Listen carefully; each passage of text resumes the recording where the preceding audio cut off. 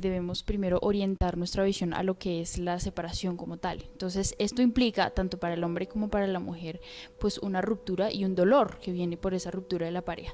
Pero en el caso de una separación donde hay hijos de por medio, pues es un dolor que se suma, porque no solamente me estoy separando de mi pareja, sino también ahora de mis hijos. Y lo que venimos hablando es, yo como hombre, pues se aleja mi mujer, listo, eso lo supero, pero ahora ¿qué pasa con mi hijo? ¿Sí? Como hemos venido comentando, existe el concepto de expareja, listo, por supuesto que sí, pero existe el concepto de ex hijo, de ex papá. Cuando los niños son pequeños, en una edad de 3, 5 años, 6 años, hay una teoría que se llama teoría de la esponja. Y lo que nos dice es que en ese momento el cerebro y digamos todas las capacidades del niño están actuando en pro de recibir todo lo que venga de mi ambiente. Entonces yo como menor convivo con mi papá, con mi mamá, yo estoy recibiendo información del ambiente, ese es mi ambiente y ese es mi contexto.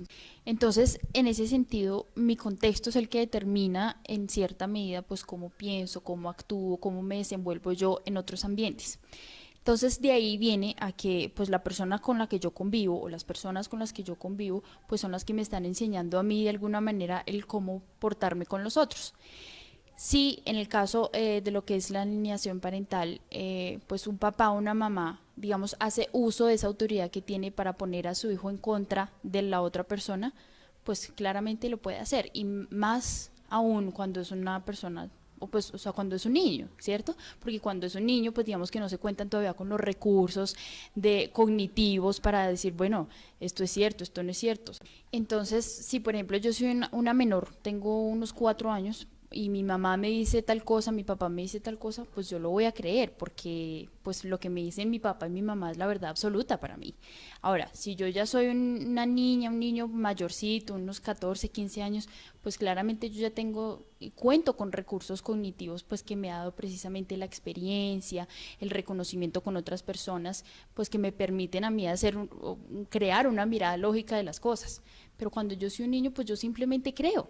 ¿Cierto? Entonces, ¿qué pasa? Cuando son niños tan pequeños, pues es mucho más fácil lograr incentivarlos o crear cierta imagen errónea. Y otra de las malas costumbres, podríamos decir, que tienen muchos papás y mamás con todo lo que tiene que ver con la crianza de los hijos, es, por ejemplo, usar a esos hijos para cosas que no tienen nada que ver. Por ejemplo, hay muchos papás que usan a sus hijos, mire, su papá no ha dado nada, recuérdele a su papá que no ha dado nada.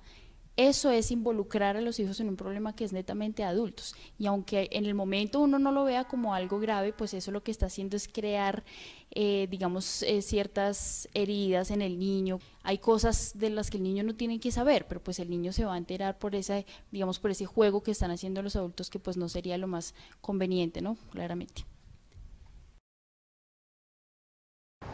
Alienación parental, ¿a qué le suena?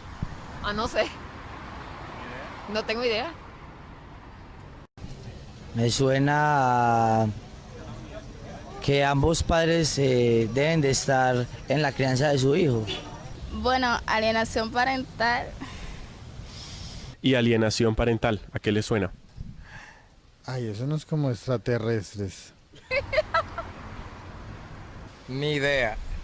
¿Alienación qué? De familia me suena a mí parecido, no sé. Ay, eso no es como extraterrestres. Un tipo de locura hereditaria. No, pues no, que nada ya con eso. No, amor, son las mismas. Bueno, ¿qué es alienación parental? Durante mucho tiempo se ha discutido el término de alienación parental. El término en sí lo acuñó inicialmente el profesor Richard Gardner de los Estados Unidos cuando estaba estudiando casos contenciosos de divorcio donde se veía con mucha frecuencia que los hijos ayudaban al progenitor custodio, la mayor cantidad de las madres, en su campaña de difamación en contra del progenitor no custodio. Entonces se encontró que había unas circunstancias que realmente permitían que es explicar desde lo psicológico por qué un menor de edad y bajo qué, digamos, parámetros y circunstancias se alineaba hacia el progenitor custodio, que pues es prácticamente el reflejo o la persona que tiene autoridad en ese entorno. Hay sí o sí trastornos en la psiquis de los menores que están siendo manipulados por uno de los progenitores en contra del otro. Y ese progenitor, que normalmente es el custodio, pues tiene todas las herramientas porque con el mismo sentimiento de fidelidad que le debe el menor en ese entorno donde él domina todo, pues es muy fácil hacer que ese menor se exprese en los mismos términos que se expresa el adulto. Mucho se ha discutido de que es una disculpa, pero seamos sinceros, si hablamos en buen romance, nosotros sabemos de que yo puedo, o que una persona tiene la capacidad de envenenar a otra en contra de una tercera. Pues eso es simplemente, en el lenguaje castellano existe, digamos, algo similar a lo que podríamos hablar de una alienación psicológica bajo el término de envenenar a alguien. Cuando una persona, de alguna manera, convence a otra, haciendo siempre apreciaciones subjetivas de valorativas, de la mala calidad de esa persona, pues obviamente decimos que lo ha envenenado. Y eso es lo que pasa en una alienación parental, solamente que en este caso la persona que es alienada es el menor y la persona que aliena es el mayor. Normalmente el progenitor custodio. Entonces sí es real y en digamos, circunstancias nuestras se ha visto en muchos casos en los cuales el menor es alienado por el progenitor y desarrolla una aversión, a veces un odio, a veces también diría, rechazo, ¿cierto?, hacia el otro progenitor. Cuando ocurre una separación, generalmente lo que sucede es que empezamos a buscar culpables, empezamos a hacer como un retroceso, ¿no? Ay, mira, pero es que esta persona hizo esto, no estuvo muy chévere, no lo hizo muy bien, y pues empezamos como con ese retroceso. Lo que ocurre es que ya después de la separación, pues ya no hay tiempo de lamentarse, lo que hay que hacer es empezar a mirar en qué vamos a poner nuestro objetivo y pues cómo vamos a seguir pues mejorando ya con ese hecho que nos ocurrió.